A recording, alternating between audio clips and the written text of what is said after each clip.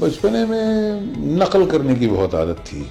راہ چلتے میں کسی کو بھی دیکھ لیتا تھا تو اگر کوئی عجیب سا آدمی ملتا تھا جس کے بولنے کا انداز الگ ہوتا تھا, چلنے کا انداز الگ ہوتا تھا, تو میں اس کی نقل کر لیا کرتا تھا. کبھی کبھی وہ نقل جو ہے میں اپنے دوستوں کے بیچ میں کرتا تھا تو وہ لوگ تالیاں بجاتے تھے.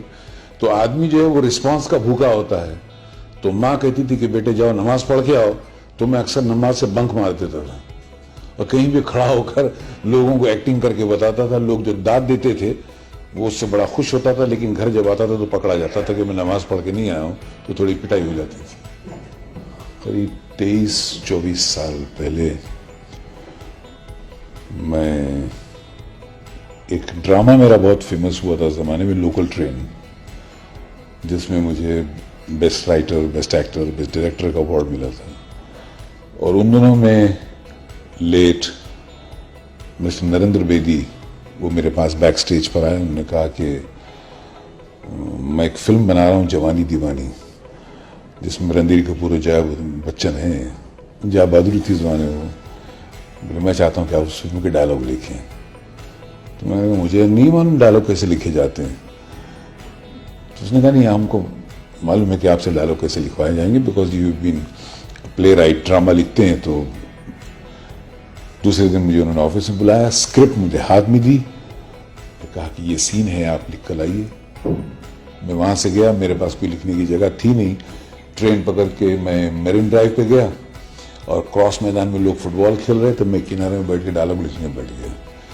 تو کبھی کبھی بیچ میں فٹ بال آ کے لگتے بھی جاتے تھے اور مطلب فٹ بال کی چوٹ کھاتا جاتا تھا اور ڈائلاگ لکھتا جاتا تھا. 3 گھنٹے میں کام پورا ہو گیا. میں واپس پہنچا باندرا, تو مجھے دیکھ کے وہ چونکے کہ بیوقوف آدمی کو میں نے کام دیا, یہ پھر پوچھنے آ گیا ہے. وہ یہ کیا ہے؟ میں نے کہا سر وہ آپ نے کہا تھا ڈائلاگ لکھنے کے لیے, تو میں لکھ لیا میں نے. تو 3 گھنٹے میں ڈائلاگ لکھ کے لانا یہ کبھی ہوا نہیں ہے ایسا.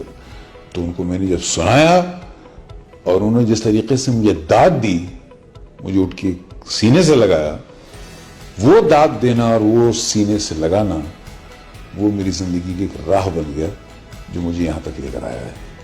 اگر اس دن وہ مجھے شاید ٹھکرا دیتے یا مجھے رسپانس نہ دیتے تو وہیں سے میری ایگزٹ ہو جاتی تھی.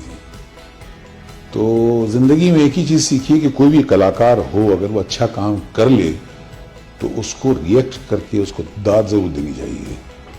یہ میں نے زندگی میں سبق سیکھا. اور مجھے راستے میں جتنے بھی لوگ اچھے ڈائریکٹر ملے ان لوگوں نے ہمیشہ میرے کام کو سراہا اور ہمت افزائی کرتے رہے. کبھی غلطی ہوتی تو ٹوک بھی دیتے تھے. ان سے سیکھتے سیکھتے سیکھتے سیکھتے میں یہاں تک پہنچا.